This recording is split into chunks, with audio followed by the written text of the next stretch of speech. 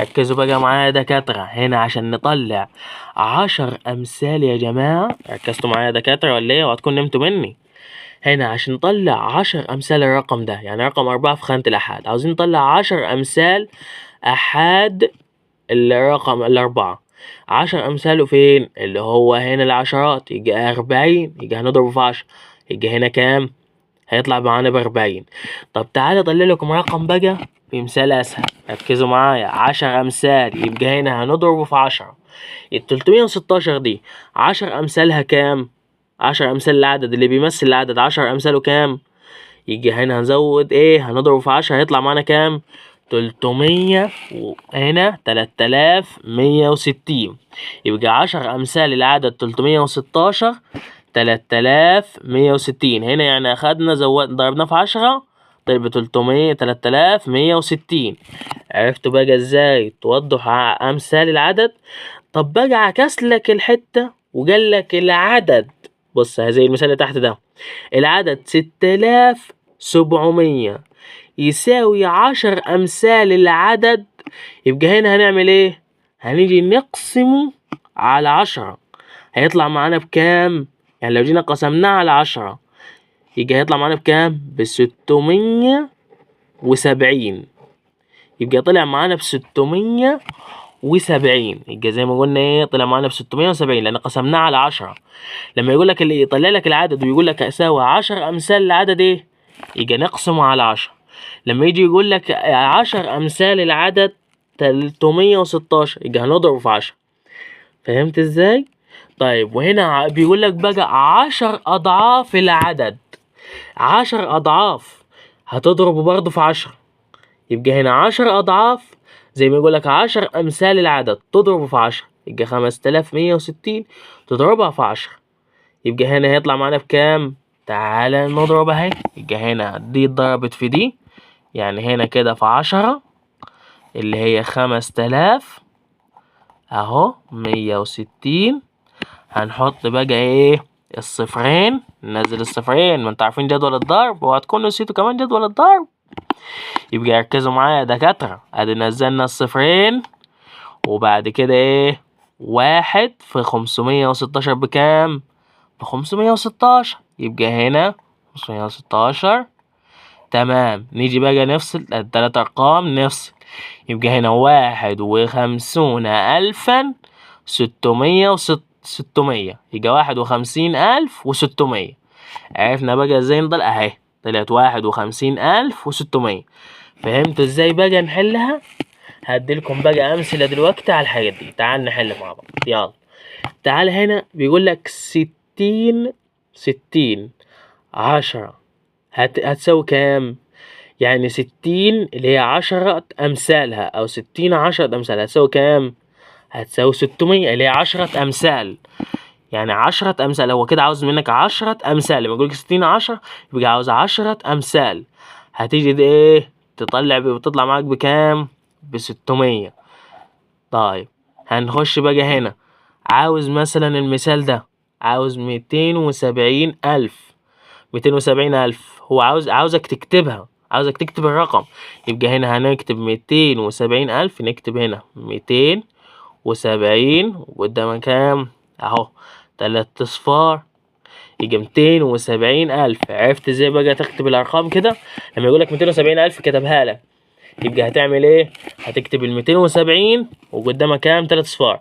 لكن قالك هنا 60 10، يعني 60 هتضربها في ايه؟ في 10 تطلع لك 600.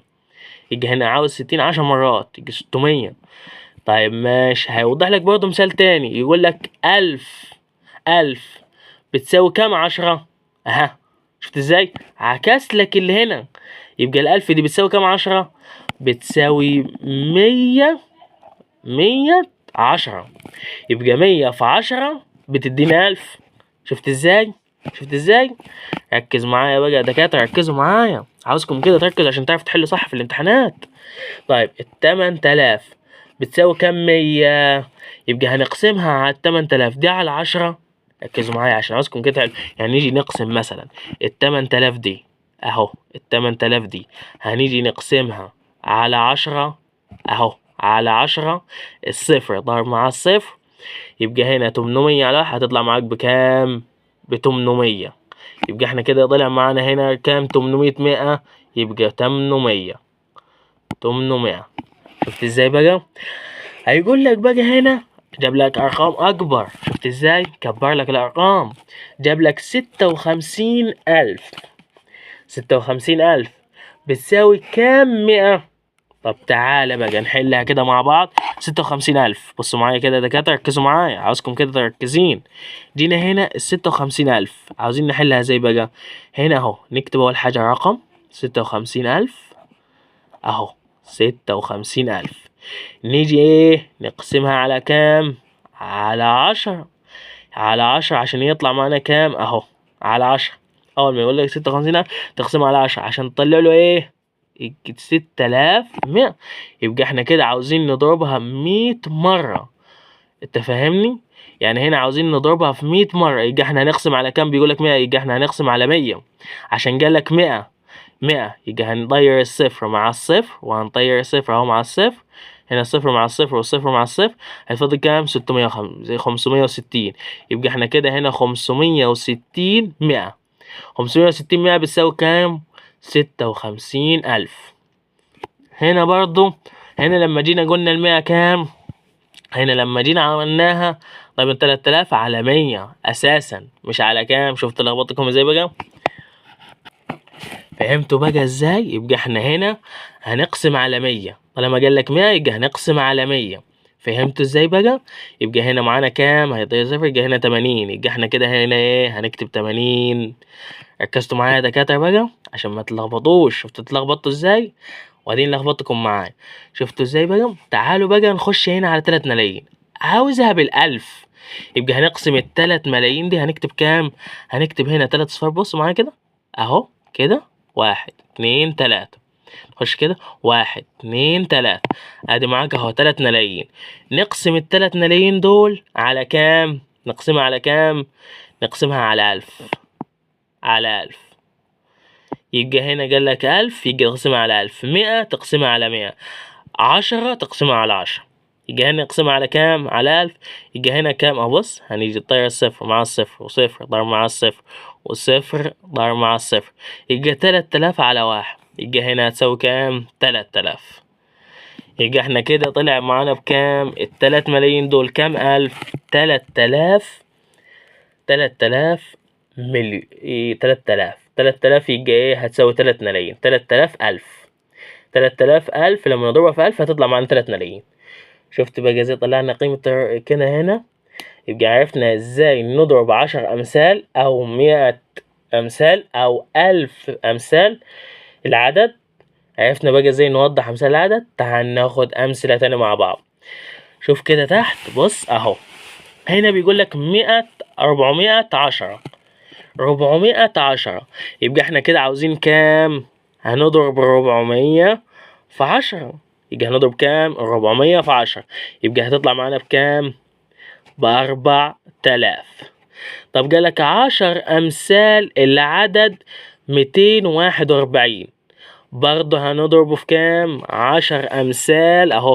10 أمثال العدد 241 هنضربها في 10 برضه. يبقى 241 في 10 هتطلع بكام؟ اهو 2410.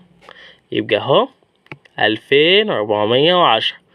نزلنا الصفر 1 في 441 ب441 يبقى 2410. يبقى احنا هنكتب هنا قيمة الرقم 2410. عرفتوا بقى ازاي تحدوا معايا؟ طب تعالوا بقى هنا. تعالوا نطلع الخانة دي. بيقول لك 325,000. 325,000 عاوزها 100. يبقى هنقسم قلنا على كام؟ على 100. ركزوا معايا زي ما قلنا فوق يا دكاترة. طيب يبقى 325 على 1000 اهو. 1000 اهو. بص 1000 اهو على كام؟ على 100. يبقى هنا كام؟ على 100. هنقسم على 100. هنقسم على 100. يبقى الصفر ضرب مع الصفر اهو كده مع بعض، الصفر ضرب مع صفر والصفر ضرب مع صفر، يبقى احنا كده طالع معانا كام؟ 3250. يبقى 3250، هنكتب هنا 3250. يبقى احنا كده طلع معانا كام يا دكاترة؟ 3250 هنضربها في 100 هيطلع معانا 325000. فهمتوا بقى الحتة دي يا دكاترة؟ طيب هنا بيديك 2000 وبيقول لك كام ألف. شفت بقى؟ عشان نعرف نقرا الرقم ده كام ألف ال2000 دي. طيب أهو، يبقى ال2000 هنقسمها على كام؟ قلنا نقسمها على كام؟ على 1000، عشان دي طلعت 1000 أهو، بدالك ب1000. يبقى هنا هيقول لك يساوي كام؟ هيقول لك هنا يبقى الصفر ضرب مع الصفر والصفر ضرب مع الصفر والصفر ضرب مع الصفر، يبقى 2 على 1. يبقى هنا 2000. يبقى قيمة 2000 بتساوي 2000. يبقى 2000 يبقى هتساوي 2000. فهمتوا كده ازاي بقى نحدد قيمة الرقم أو القيمة المكانية دي؟ عرفتوا بقى نحلها ازاي؟ كده وضحت لكم كل الأمثال، وهبعت لكم أسئلة بقى أوريكم، هنشوف إذا كنت فهمتوا ولا لأ، وهنشوف إذا كنت هتعرفوا تحلوا ولا لأ. وما تنسوش كل واحد ليه جوائز كثيرة قوي هتاخدوها لما تحلوا الأمثال دي. تابعوا معايا في القناة عشان ما تنسوش تاخدوا الجوائز بتاعتكم.